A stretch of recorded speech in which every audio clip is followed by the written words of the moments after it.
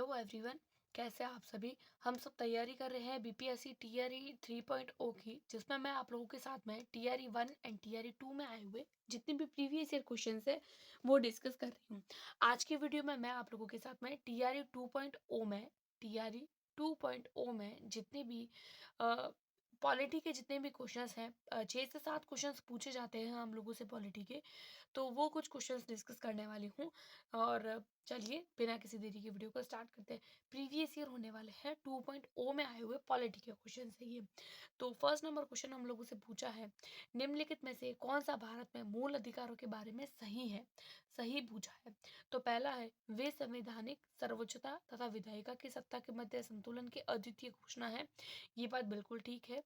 दूसरा है, वे लोगों के अधिकारों तथा देश की सुरक्षा के मध्य संतुलन का निर्माण करते हैं। ये भी बिल्कुल ठीक है। तीसरा है, वे न केवल राजनीतिक एवं कानूनी समानता बल्कि सामाजिक समानता का भी निर्णय करते हैं। ये बात भी बिल्कुल ठीक है। तो यहाँ पर आप लोगों का हो जाएगा उपरोक्त में से एक से अधिक, तो यहाँ पर 105 का हो जाएगा डी।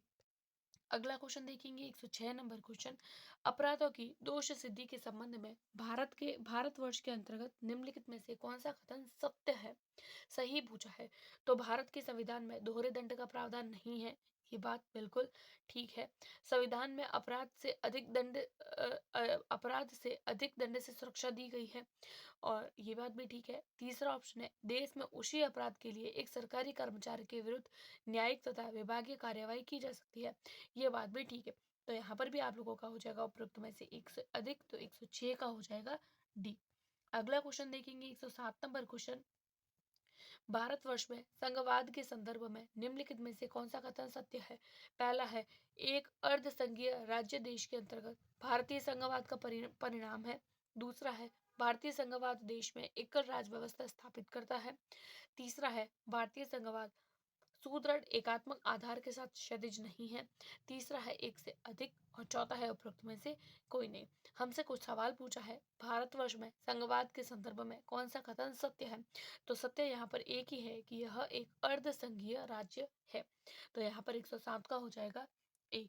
अगला देखेंगे 108 नंबर क्वेश्चन, भारत एकीकृत न्यायपालिका रखता है, यानी कि भारत में एकीकृत न्यायपालिका है। इसका क्या कारण है कि भारत में एक मौलिक विधि तथा सर्वोच्च स्तर पर सर्वोच्च न्यायालय और उसके नीचे उच्च न्यायालयों के साथ में न्याय पाया जाता है।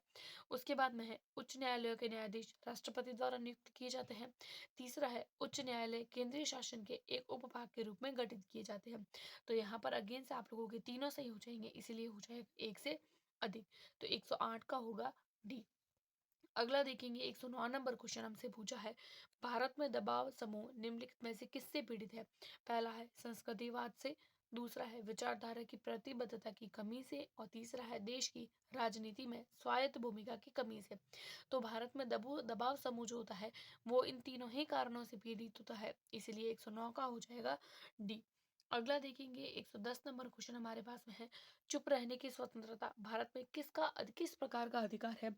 कानूनी अधिकार तो नहीं है चुप रहने की स्वतंत्रता, दूसरा है सामाजिक अधिकार भी नहीं है, तीसरा है मूल अधिकार। हम लोग जब पॉलिटी पढ़ते हैं ना तो उसमें मूल अधिकार पढ़ते हैं, तो यहाँ पर 110 का हो जाएगा आप लोगों का सी। अगला देखते हैं 112 नंबर क्वेश्चन, निम्नलिखित में से भारत में जिला नियोजन समितियों का मुख्य उद्देश्य क्या है। पहला है पंचायतों और नगर पालिकाओं की योजनाओं को एकीकृत करना, ये बात ठीक है। दूसरा है जनपद की प्रारूपिक योजना तैयार करना, ये भी ठीक है। तीसरा है पंचायतों के मध्य एकीकृत दृष्टिकोण विकसित करना, ये बात भी ठीक है। तो 112 का हो जाएगा उपरोक्त में से एक से अधिक। तो इस तरीके से ये कुछ पॉलिटी के क्वेश्चंस थे। आई होप आप लोगों को पसंद आए होंगे, और आप लोगों के इस टेस्ट में ये आप लोग एज अ टेस्ट दीजिए। प्रीवियस से जितने भी क्वेश्चंस हैं ना आप लोग उसको एज अ टेस्ट दीजिए, और टेस्ट देने के बाद में आप लोगों के कितने मार्क्स बन रहे हैं वो मुझे कमेंट करके ज़रूर बताइए। Thanks for watching.